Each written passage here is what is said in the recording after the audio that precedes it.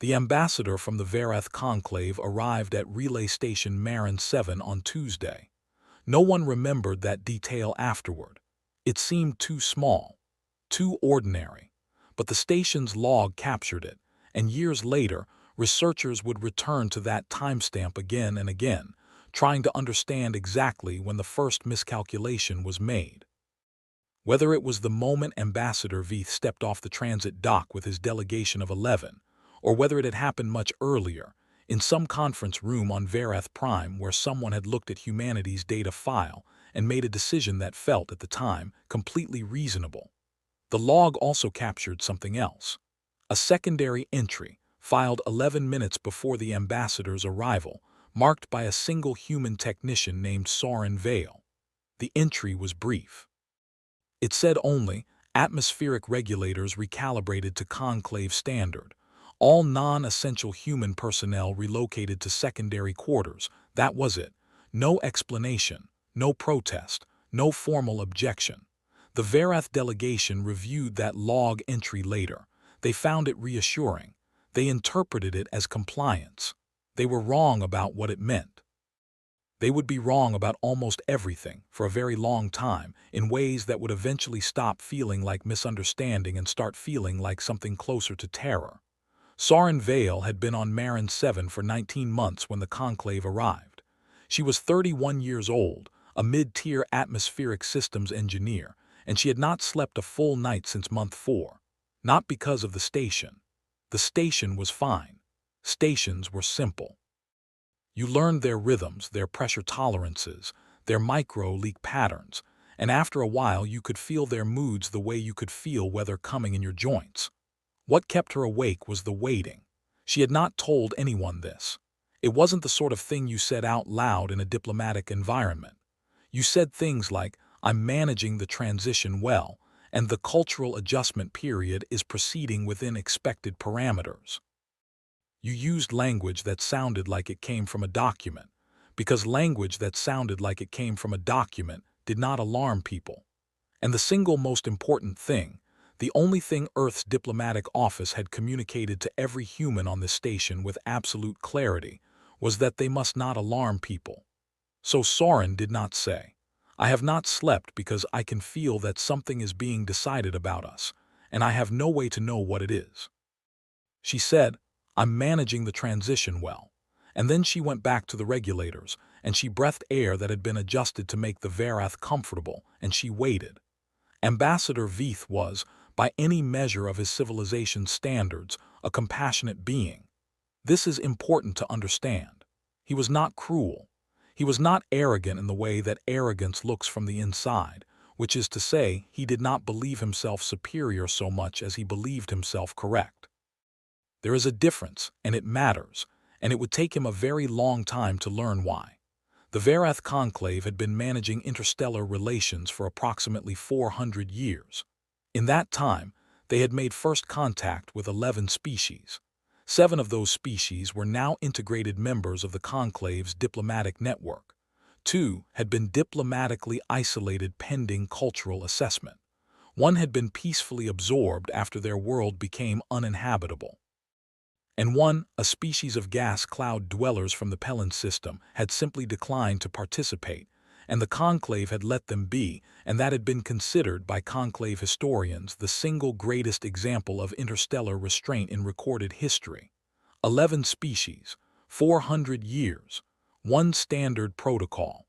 That protocol began with resource leverage, not violence.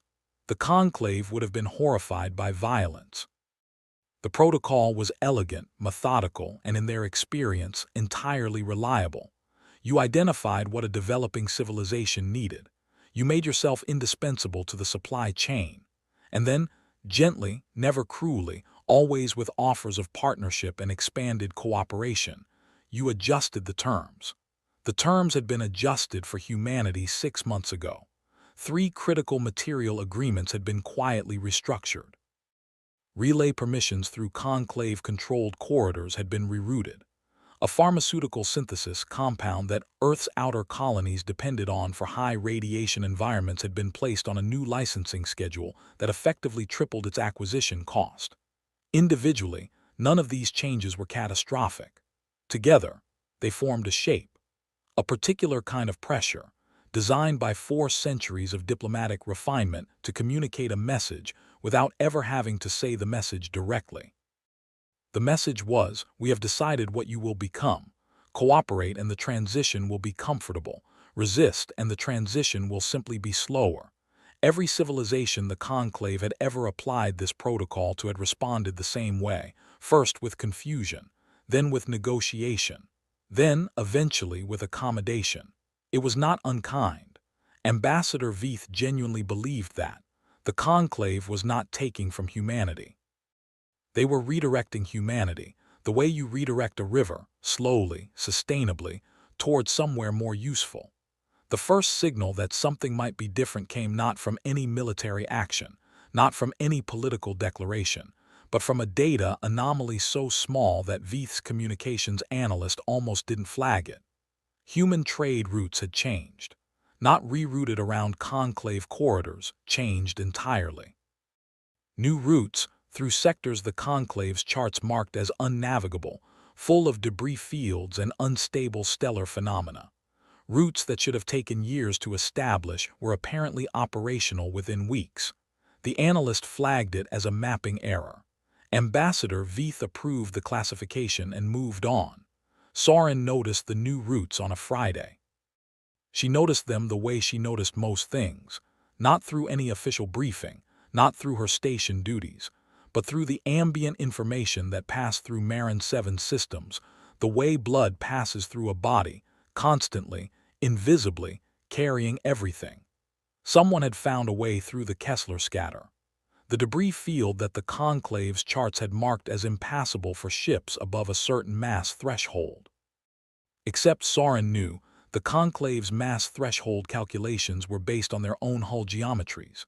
Human ships, particularly the older civilian freighters that Earth's outer colonies had been running for 40 years, had a different structural profile. Narrower, more flexible under lateral stress. Built, as her father used to say, not to look impressive but to absorb punishment and keep moving. The outer colonies had been finding gaps in the Kessler scatter for decades. They just hadn't advertised it. There had never been a reason to advertise it. There was now. Soren stared at the routing data for a long time.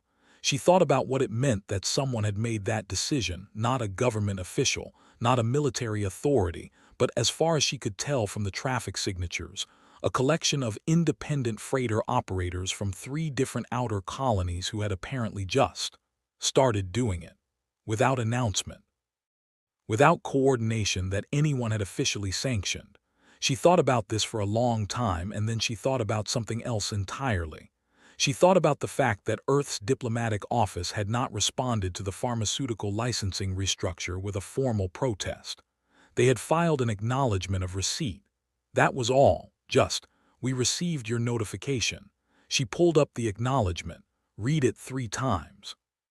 Then she went and breathed the Varath-adjusted air for a while, and she felt the shape of something she couldn't quite name. The first formal meeting between Ambassador Veith and Earth's diplomatic representative on Marin 7 was a woman named Director Alara Osai. She was 54 years old, gray at the temples, and she had spent the last 20 years of her career in situations that the diplomatic corps classified, in its internal documents, as recovery environments. Meaning she was the person they sent in after something had already gone wrong. This was not, officially, a recovery environment. This was a standard diplomatic integration meeting. Alara Os sat across from Ambassador Veith in a room adjusted to conclave atmospheric standards and drank water, because water was one of the few beverages that required no cultural translation. She smiled at appropriate intervals. She asked clarifying questions about the conclave's new licensing framework with the precise tone of someone genuinely seeking to understand, rather than someone who had already understood and was doing something else entirely with the time. Veith found her pleasant, reasonable, appropriately deferential without being servile. He formed an assessment, which he transmitted to Conclave Prime later that evening. Human representative demonstrates baseline diplomatic competence. cultural integration proceeding within expected parameters, no friction indicators detected. What he did not transmit, because he did not yet know it, was that Director Osai had spent the first 40 minutes of their meeting doing something that his species diplomats never did in formal settings. She had been listening not to his words but to the rhythm of how he chose them. The hesitations, the orders in which he introduced topics, the ones he introduced first and the ones he circled back to. She had been building a map, not of what the Conclave wanted, of what the Conclave was afraid of. She had found 3 things. She had not yet decided what to do with them. 37 days after the ambassador's arrival, the Conclave made its second adjustment. It was framed as an infrastructure upgrade. The transit corridor that Marin 7 sat within, a navigational lane that connected Earth's system to 4 of its 8 major colonial networks, was being scheduled for a 2-year maintenance review. During the review period, corridor access would be restricted to Conclave-certified vessels. The notification was polite. It offered a provisional licensing pathway for human vessels to apply for Conclave certification. The pathway was detailed and thorough and would, by any reasonable calculation, take approximately 18 to 24 months to complete. The notification did not say, "We are now in control of whether your colonies can communicate with Earth." It didn't need to. The shape was clear.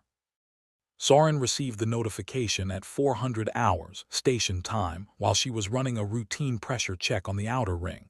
She read it once, stood very still in the low-light corridor for approximately 90 seconds.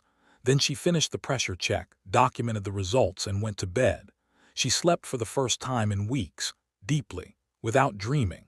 She didn't understand why until later, but she thought it might be because the waiting had finally ended.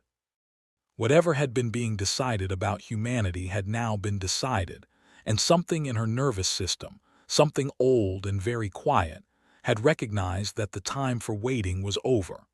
The Conclave received Earth's formal response to the corridor notification 14 hours later. Veith read it 3 times. Then he called his senior analyst, a being named Sath who had been studying human communication patterns for 6 years and who was, within the Conclave's diplomatic service, considered the foremost expert on human behavioral linguistics. "They've acknowledged receipt," Sath said. "Again," Veith said. "Again. No protest, no counter-proposal, no formal objection." "Correct." Veith was quiet for a moment. "Is this a cultural thing, a delay mechanism? Are they preparing a longer response?" Sath pulled up the full pattern of human diplomatic responses over the past 11 months. Every adjustment the Conclave had made, every restructured agreement, every redirected corridor, every licensing change. 14 separate actions, each designed to incrementally increase pressure, incrementally demonstrate dependency, incrementally communicate the shape of the new arrangement. 14 acknowledgments of receipt, no protests, no counter-proposals, no escalations. "I don't know," Sath said, and the honesty of that admission was unusual enough that Veith looked at him directly. "They are either completely resigned to the situation, or, Sath looked at the data for a long moment. "I don't have a second theory that makes sense." But there was something else in the data, something small. Sath had been tracking it for 3 weeks and had not yet decided whether to flag it because he couldn't determine what it meant. Human economic activity, the metrics that the Conclave used to measure a civilization's resource consumption patterns, had not declined. It had not panicked. It had not reorganized in ways that indicated desperation or emergency conservation. It had simply shifted internally. The patterns were different, but the overall activity level was the same. It was as if humanity had not noticed the pressure, or had noticed it and decided to do something completely internal with its response. Sath did not flag this. He filed it in a secondary data set and kept watching. What was actually happening inside Earth systems was something that Ambassador Veith's protocol had never encountered, because it was something that only becomes possible after a civilization has experienced a specific kind of repeated historical trauma. Not the trauma of invasion or plague or natural disaster. Those produce predictable responses, predictable reorganization, predictable cries for help. The trauma that produces what humanity had begun doing quietly across its colonial networks and industrial systems and research institutions is the trauma of being slowly, politely, systemically cornered. Humanity had been cornered before, not by aliens, by itself, by its own history. Empires, economic systems, resource cartels, information networks. Humanity had spent the better part of 3,000 years slowly cornering itself, and then finding ways out of the corners that the people building the corners had not anticipated. Not through revolution, not always. Sometimes through revolution, but more often through something more patient, more lateral. Through the identification of the assumptions the corner builders had made, and the quiet, undramatic exploitation of the gaps those assumptions created. The freighter operators in the Kessler scatter had not been organized by anyone. They had simply looked at the situation and done what humans in resource-constrained environments had been doing for millennia. They found the thing the map said wasn't there, and they went through it. And across Earth's colonial network, in laboratories and fabrication facilities and communications relays and agricultural systems, thousands of people like those freighter operators were quietly doing the same thing. Not heroically, not dramatically, just finding the assumptions, finding the gaps, proceeding. No one had ordered this. No one had coordinated it. Earth's government had not issued a directive. Director OSI had not sent a signal. This was the thing the Conclave had no framework for. Their protocol assumed that civilizations were centralized in their responses. That pressure applied to the top would cascade downward in predictable ways. That people at the bottom of the structure would wait for permission. Humanity did not do that. Humanity, at the individual and community level, had learned over centuries of being inside structures that failed or exploited or slowly strangled, not to wait for permission. Not to wait for someone at the top to fix it, to look at what was available right now with what they had, and to start building something that hadn't existed yet. The Conclave was applying pressure to the top of Earth's structure. The rest of humanity was already somewhere else. Soren understood this without being able to articulate it. She understood it the way she understood the pressure systems of Marin 7, not through formal analysis, but through years of proximity to the thing itself. She also understood, with a clarity that surprised her, that the moment she had been waiting for was not one she had been consciously anticipating. She had thought, in the dim, vague way that people think about political situations that feel too large for personal stakes, that the crisis point, when it came, would come from above, from governments, from military authorities, from some formal institution that would make the decision and transmit it downward. The morning she realized she was wrong was the morning she found the message from her brother on a comm channel that technically shouldn't have existed. A civilian relay, routed through 3 independent nodes, using a frequency allocation that wasn't in any official communication index. Her brother, Davin, was a hydroponic systems technician on one of the outer colonies that the corridor restriction had effectively severed from direct Earth communication. He was 26 years old and had never been involved in anything political. He grew food. He maintained water reclamation systems. He had, as far as Soren knew, never in his life done anything that could be described as tactically significant. His message was 4 sentences long. We found a relay path through the Marin debris cluster. 11 colonies using it now. We're not waiting for the licensing approval. Tell anyone who needs to know. Soren stared at the message for a long time. Then she went to see Director Osai. Osai read the message once, then set it down with the particular stillness of someone who had been expecting something and was now calibrating exactly how to respond to it, arriving earlier than predicted. How many people know about this channel? She asked. I don't know, Soren said. Davin found it. I don't know who built it. Osai nodded slowly. Probably no single person built it, she said. That's usually how these things work. She paused. Did you come to me because you wanted me to shut it down? The question caught Soren off guard. No. Good, Osai looked at the message again, because I wouldn't have. They sat in silence for a moment. Soren was aware on a level that she didn't quite know what to do with that she was in a room with someone who was not surprised by any of this, who had been possibly waiting for it. What is Earth doing? Soren asked. The formal government, what's the plan? Os looked at her steadily. I'm going to tell you something, and I need you to sit with it for a moment before you react. Okay. There isn't a plan, Osai said. There's never been a single plan. That's not how we work. The Conclave thinks there's a command structure they can pressure into compliance. They are applying force to a point that doesn't exist. She paused. Every time they restrict something, thousands of individual human beings decide, independently, how to work around it. We don't coordinate that. We don't need to. We've been doing it our whole history. We're doing it right now. Soren was quiet. Then they don't know that. No, they think they're winning. Yes. Soren felt the shape of something settle into place, something cold and certain and much larger than she had understood. When they figure it out, yes, Osa said again before Soren could finish.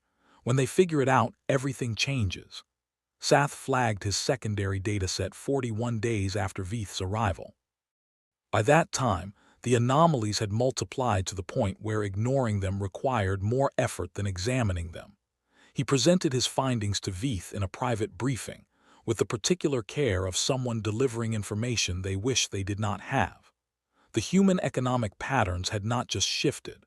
They had reorganized, at a speed and granularity that should not have been possible without massive central coordination.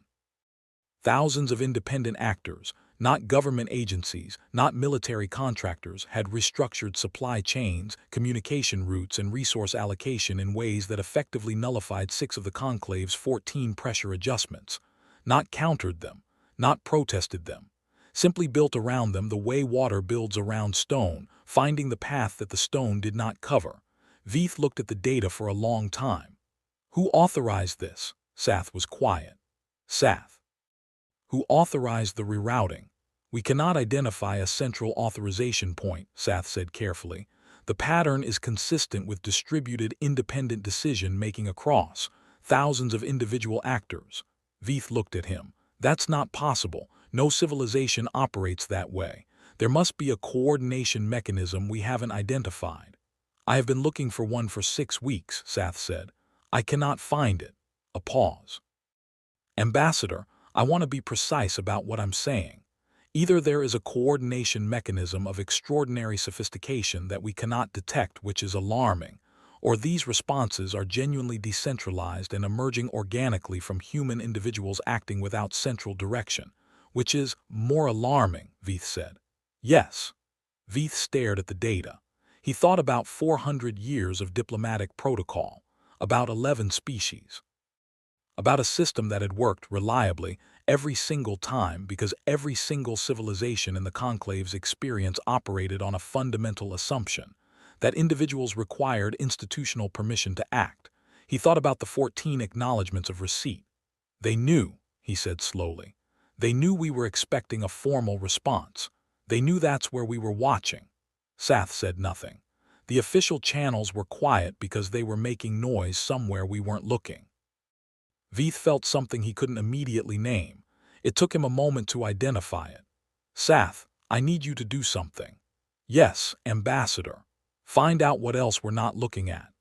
What Sath found over the next 3 weeks rewrote his understanding of humanity in ways that he would later describe in his formal report to Conclave Prime as the most significant intelligence revision in Conclave history. The pharmaceutical compound that the Conclave had placed on the new licensing schedule, the one Earth's outer colonies depended on for high radiation environments, was no longer being licensed from Conclave suppliers. It was being synthesized, not by Earth's major pharmaceutical institutions, which were still formally applying for the licensing pathway, by individual research teams on 4 separate outer colonies who had, apparently independently, begun working on alternative synthesis routes within days of the licensing notification. Within 8 weeks, 3 of those teams had achieved viable synthesis. They were sharing the results freely, through the rebuilt relay network, with every colony that needed them. The Conclave's pharmaceutical leverage had been nullified not by Earth's government but by individual scientists who had decided, without any formal directive, that the problem was solvable and that they should solve it. Sath stared at this data for a very long time. He thought about what it meant. He thought about the licensing notification and how the Conclave had sent it with complete confidence that it represented meaningful leverage, because, for every other species in their experience, controlling access to a critical medical compound was controlling life and death. It was the kind of leverage that ended negotiations before they began. For humanity, it had functioned as a research prompt. He thought about the transit corridor restriction. And he started looking at the human navigational data again, more carefully this time, and he found something that made him sit very still. The debris field routes through the Kessler scatter were not new discoveries. They had been known, informally, by human freighter operators for decades. The Conclave's transit corridors had been preferred, not because they were the only option, but because they were easier, faster, more comfortable for cargo. The moment the Conclave had made its corridors conditional, humanity had stopped preferring ease and had reverted to the routes it had already known, routes it had kept using quietly all along, routes that were harder and slower, and which the Conclave had, in their 4 centuries of experience managing interstellar access, never once thought to ask about, because no civilization they'd ever dealt with would voluntarily choose inconvenience over comfort. The pressure the Conclave had applied for 11 months had not been cutting off humanity from its options. It had been applying pressure to options humanity was already treating as secondary. Sath took this finding to Veith at 200 hours, station time, because he did not want to wait until morning. Veith did not sleep that night. He sat with the data and he thought about 400 years of diplomatic protocol, and he performed, very carefully, the kind of analysis that he should perhaps have performed 11 months ago. He asked, what are the assumptions this protocol is built on? The first assumption was that developing civilizations had resource constraints that made them genuinely dependent on Conclave supply chains. He looked at the pharmaceutical synthesis. He looked at the debris field routes. He looked at 17 other small data points that he had individually dismissed as anomalies. He thought about an assumption that required every critical supply chain to have no informal alternative.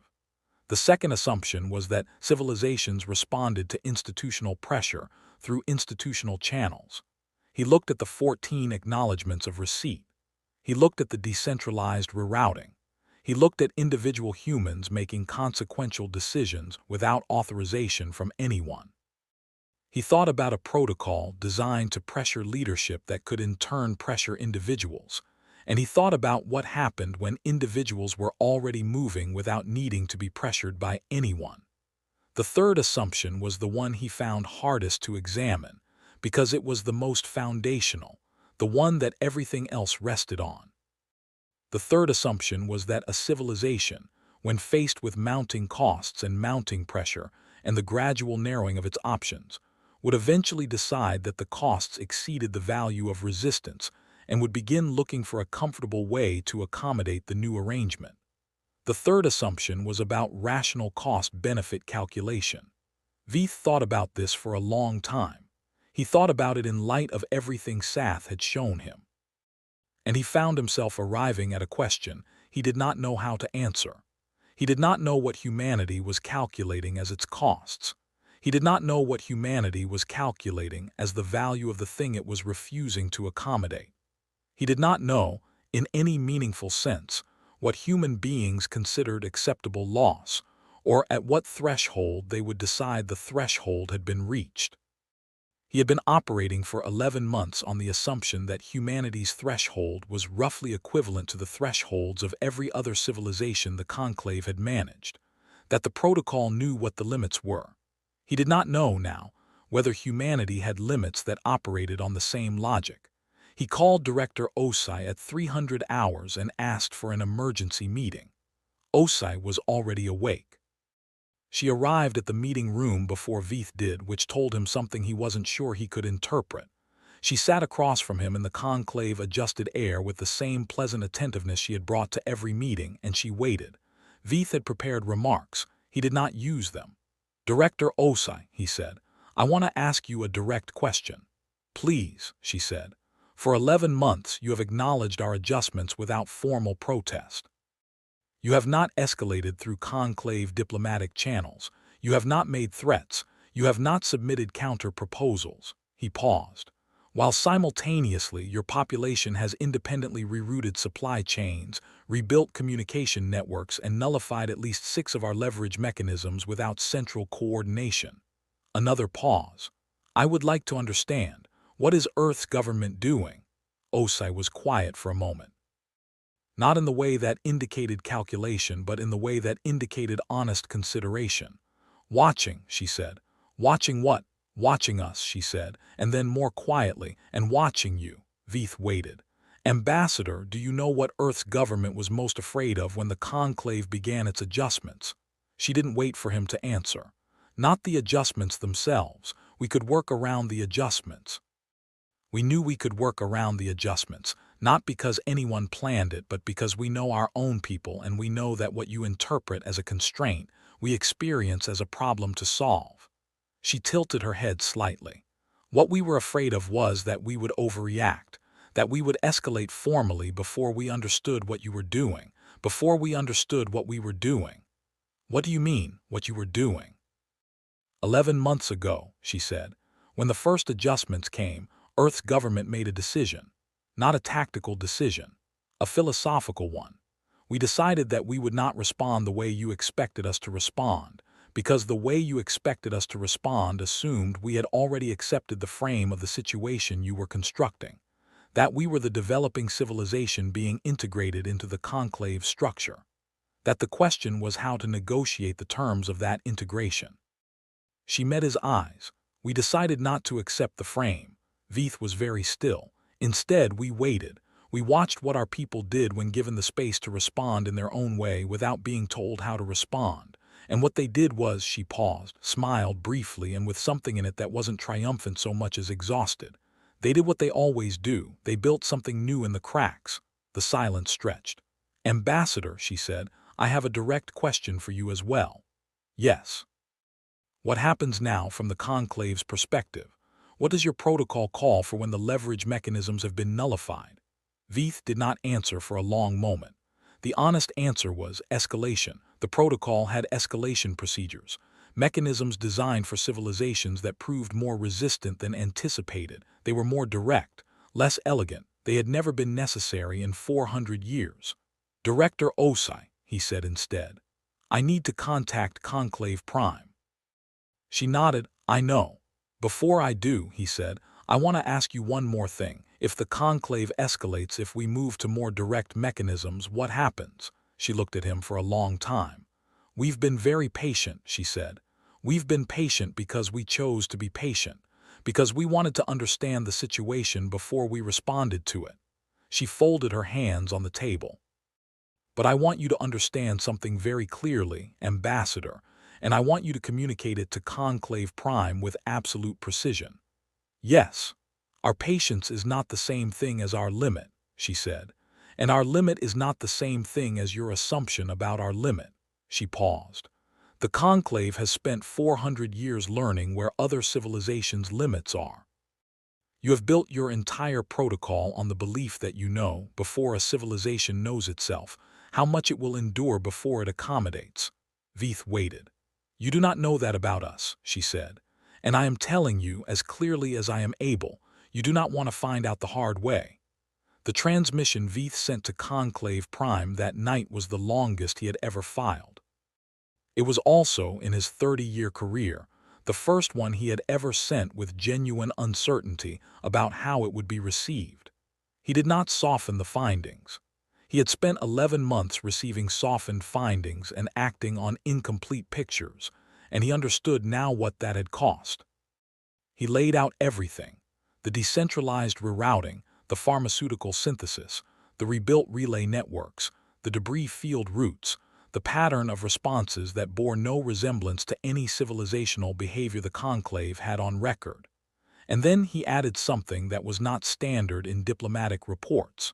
He added his own assessment. We have been applying pressure to a system that does not respond to pressure the way we anticipated. I do not believe this is strategic deception on the part of Earth's government. I believe it is something more foundational, a civilizational characteristic that our protocol was not designed to account for. Human individuals at every level of their society appear to treat institutional constraints as problems rather than boundaries. They do not wait for permission to solve problems. They do not respond to resource restriction with conservation. They respond with improvisation. They do not escalate through formal channels. They rebuild the situation around the channels. I have spent 30 years in diplomatic service. I have managed integrations with 11 species. I have never encountered a civilization where the behavior of individuals without institutional authorization was strategically relevant on a civilizational scale. My recommendation is to suspend the current protocol pending full reassessment. My secondary recommendation, and I submit this with the full weight of my professional judgment, is that the Conclave consider seriously the possibility that the pressure we have applied over the past 11 months has not weakened Earth's position. It has strengthened it. Every constraint we imposed prompted adaptations that made their systems more robust, more decentralized, more resilient than they were before we began. We have been, inadvertently, training them. Conclave Prime's response came in 36 hours. It was terse. It authorized escalation to Protocol Level 2 and directed Veith to present Earth's government with a formal restructuring agreement, one that left significantly less room for interpretation than the previous adjustments. Veith read the authorization 3 times. He thought about Director Osai's face when she had said you do not want to find out the hard way. He thought about the particular quality of stillness in her voice. Not a threat, something quieter than a threat, something that felt, in retrospect, more like a warning from someone who already knew what was coming. He presented the Level 2 agreement to Director Osai the following morning. She read it in its entirety without expression. When she finished, she set it down with the same careful deliberateness she brought to everything, and she looked at Veith with something in her eyes that he had not seen there before. "Ambassador," she said quietly, "I want you to know that I have genuinely respected the way you've conducted yourself during these negotiations. Director, I want you to know that because what I'm about to tell you is not personal." She folded the document precisely. "Earth will not be signing this agreement. Director, the implications of non-compliance under Level 2, I know what the implications are," she said. "I need you to understand something. My government has been watching the Conclave's actions for 11 months. We have been documenting them. We have been building a case with every other species in this quadrant who has ever received a licensing adjustment, or a corridor restriction, or a pharmaceutical structuring notice from the Conclave." She paused. "You are not, Ambassador, as alone in your methodology as you believe. You have applied this protocol to 9 species. Several of them have been looking for someone willing to formalize what was done to them." Veith stared at her. "We have been in communication with them," she said, "for 9 months, through relay routes you didn't know existed." She met his eyes. "The case goes to the Interstellar Arbitration Council in 14 days. Earth is not the plaintiff. We are the organizing party. There are 7 plaintiffs." The silence was absolute.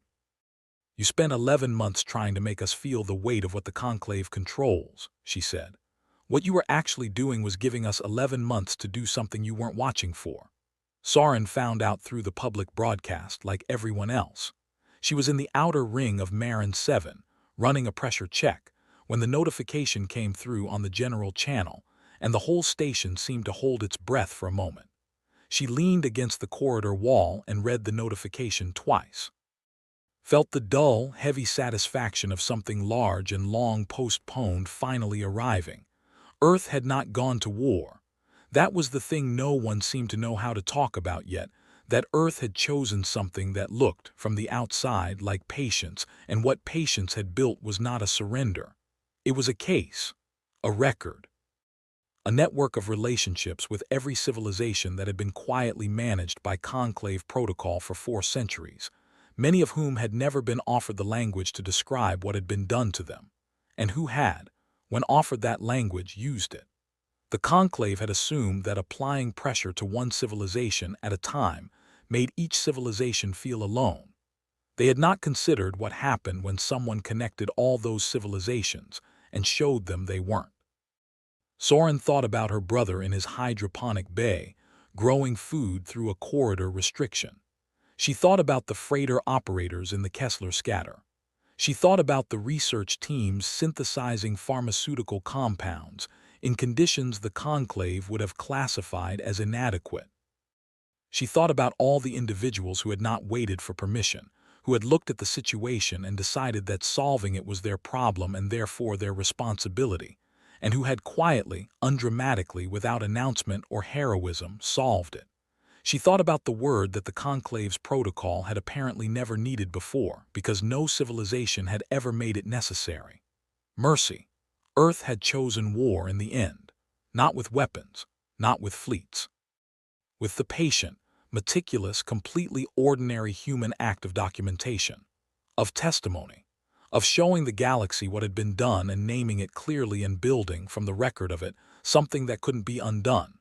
The Conclave had pushed too far, and Earth had chosen not to strike back but to make absolutely certain that what had been done could never be denied, never be buried, never be quietly reclassified as routine diplomatic management.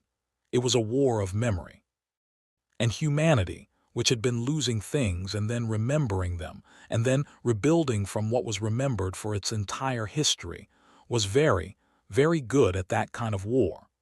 Veith resigned his ambassadorship 6 weeks after the Arbitration Council accepted the case. He did not give a public statement. He submitted a private letter to Conclave Prime that historians would later describe as one of the most significant documents of the period, though it contained no revelations, no confessions, no dramatic admissions. It contained only one line that anyone remembered. I spent 30 years believing that the measure of a civilization's strength was its ability to withstand external pressure. I was wrong. The measure is whether the civilization knows, when the pressure comes, that it was never alone, and whether it was willing to do the work of proving that to everyone else. Sath remained on Marin 7 for another year, working with a small team of Conclave analysts who had been tasked with understanding what had happened. He produced 70 pages of formal analysis and one informal addendum that his supervisors did not include in the official record. The addendum contained his personal conclusion, which was this: the Conclave had built its protocol on a model of civilizational behavior that was rational, predictable, and entirely logical, given everything the Conclave had ever observed. The model assumed that civilizations function like institutions, hierarchically, with authority flowing top-down, with individuals deferring to central direction, with the whole being managed by its parts in ordered, auditable ways. Humanity did not function like an institution. Humanity functioned like something older than institutions, something that had existed before institutions, and that continued to exist underneath them and around them, and through the gaps in them when they failed. Humanity functioned like a problem that had learned it was a problem, and had spent thousands of years developing an intuitive, distributed, largely unconscious capacity to solve itself. You could not apply institutional pressure to something that did not fully exist within institutions. You could not cut off a civilization that had always, at its cellular level, been building secondary roots. You could not make a species feel alone that had, woven into the texture of its daily life, the understanding that someone else, somewhere, was facing the same wall, and that the correct response was not to stop, but to find out who they were and build something together. The Conclave had not failed because of a strategic error. It had failed because it had looked at humanity and seen a civilization. It had not looked far enough. Underneath the civilization, moving through it and around it and between its cracks, was something else. Something that didn't need a name or a flag or a governmental structure to know what it was doing. Something that had been practicing, for the entirety of its history, exactly this. Soren went home to Earth after her posting ended. She saw her brother at a small dinner that their mother organized. Nothing ceremonious, just food and noise, and the particular fullness of being in a room with people who would have found ways to you regardless of what corridors were open. She didn't talk about the negotiations. She didn't talk about OSI or Veith or the Arbitration Council. She talked about the pressure systems on Marin 7, which had a personality she would miss, and about the way the station had smelled in the mornings when the recycled air carried traces of something almost botanical, and about how she had learned to sleep in rooms pressurized for beings who breathed differently than she did and had found, eventually, that it wasn't so hard. Her brother told her about the relay network, not in tactical terms. In the way you tell someone about a thing you built because it needed building matter-of-factly, without drama, as though it had been obvious that someone would do it and had simply happened to be him. "Were you scared?" she asked him. He thought about it. "No," he said. "Were you?" She thought about 19 months of waiting, about conclave-adjusted air and 14 acknowledgments of receipt, and the particular weight of knowing that something was being decided about you and not being able to see where or by whom. "Yes," she said, "for a long time." And then she thought about the morning she had slept, deeply, without dreaming, the morning the waiting ended and the shape of things became clear. "And then I wasn't," she said, "once I understood what we were actually doing." Her brother nodded as though this made complete sense, as though it described something he recognized without needing it explained. And maybe that was the most unsettling thing of all, not that humanity had outmaneuvered a 400-year-old interstellar protocol, not that it had done so without central coordination or formal strategy, not even that it had chosen documentation over violence, and built from testimony something more durable than any fleet. The most unsettling thing was how ordinary it had felt from the inside, how unremarkable. How many of the people involved had simply looked at a problem and solved it, the way they had always solved problems, without knowing they were participating in something the galaxy would spend decades trying to understand. The Conclave would spend a generation revising its models. Other civilizations would debate what to call what humanity had done. Scholars would write about distributed resilience and decentralized adaptation, and the sociology of improvisational response under institutional pressure. But Soren would remember it differently. She would remember it as the long quiet of 19 months, and the smell of recycled air, and her brother's voice saying we found a way through, and the absolute, unremarkable certainty in those words. Not triumph, not defiance, just the plain statement of someone who had encountered an obstacle and had not considered, not even briefly, that the obstacle might be the end of the matter. The galaxy had pushed humanity to its limit, looking for the edge, looking for the point where the calculation changed and accommodation began. What the galaxy had not understood, what it was only beginning to understand now slowly, with the particular discomfort of a lesson that cannot be unlearned, is that the edge it was looking for does not exist.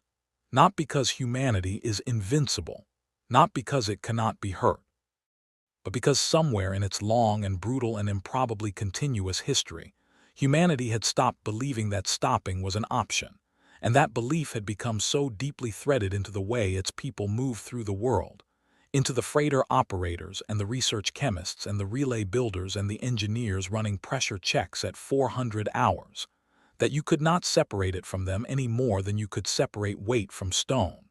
You could push. You could apply pressure. You could adjust the terms and redirect the corridors and restructure the licenses and wait for the moment when the cost exceeded the will. And somewhere, in an unremarkable station or a hydroponic bay or a laboratory on the outer edge of a system you were not watching, a human being would look at the situation without drama or ceremony and begin to solve it. The galaxy had been looking for the limit. There wasn't one. And that, more than any fleet or weapon or declaration, was the thing that would echo through interstellar memory long after the Arbitration Council had ruled, and the Conclave had reformed, and the names of the ambassadors had faded from all records but the most meticulous. Not that humanity had won, that it had never for a single moment believed it could lose.